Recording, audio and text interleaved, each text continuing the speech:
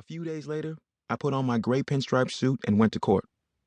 After the verdict had been delivered, my defense team had put together a pre-sentence memorandum on my behalf. It was an impressive document. Dr. Jerome Miller, the clinical director of the Augustus Institute in Virginia and one of the nation's leading experts on adult sex offenders, had examined me and concluded that I was a sensitive and thoughtful young man with problems more the result of developmental deficits than of pathology. With regular psychotherapy, he was convinced that my long-term prognosis would be quite good. He concluded, a term in prison will delay the process further and more likely set it back. I would strongly recommend that other options with both deterrent and treatment potential be considered. Of course, the probation officers who put together their sentencing document left that last paragraph out of their summary, but they were eager to include the prosecution's opinion. An assessment of this offense and this offender leads the chief investigator of this case, an experienced sex crime detective, to conclude that the defendant is inclined to commit a similar offense in the future. My lawyers prepared an appendix that contained 48 testimonials to my character, from such diverse people as my high school principal, my social worker in upstate New York, Sugar Ray Robinson's widow, my adoptive mother, Camille, my boxing hypnotherapist, and 6 of my girlfriends and their mothers, who all wrote moving accounts of how I had been the perfect gentleman with them. One of my first girlfriends from Catskill even wrote the judge, I waited 3 years before having sexual intercourse with Mr. Tyson, and not once did he force me into anything. That is the reason I love him, because he loves and respects women. But of course, Don, being Don, he had to go and overdo it.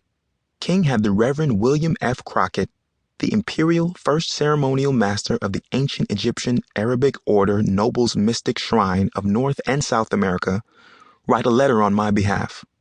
The Reverend wrote, I beseech you to spare him incarceration.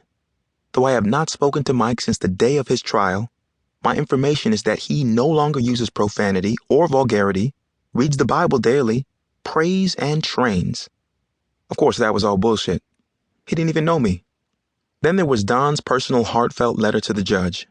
You would have thought that I had come up with a cure for cancer, had a plan for peace in the Middle East, and nursed sick kittens back to health. He talked about my work with the Make-A-Wish Foundation, visiting with sick kids.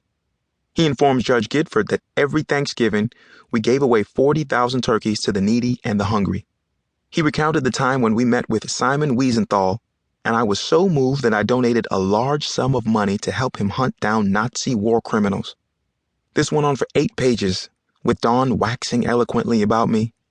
It is highly unusual for a person his age to be concerned about his fellow man, let alone with the deep sense of commitment and dedication that he possesses.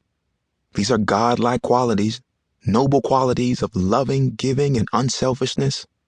He is a child of God, one of the most gentle, sensitive, caring, loving, and understanding persons that I have ever met in my 20 years' experience with boxers. Shit, Don should have delivered the closing arguments instead of my lawyer. But John Solberg, Don's public relations man, cut right to the chase in his letter to Judge Gifford. Mike Tyson is not a scumbag, he wrote. I might not have been a scumbag, but I was an arrogant prick. I was so arrogant in the courtroom during the trial that there was no way they were going to give me a break. Even in my moment of doom, I was not a humble person. All those things they wrote about in that report, giving people money and turkeys, taking care of people, looking out for the weak and the infirm, I did all those things because I wanted to be that humble person, not because I was that person. I wanted so desperately to be humble, but there wasn't a humble bone in my body.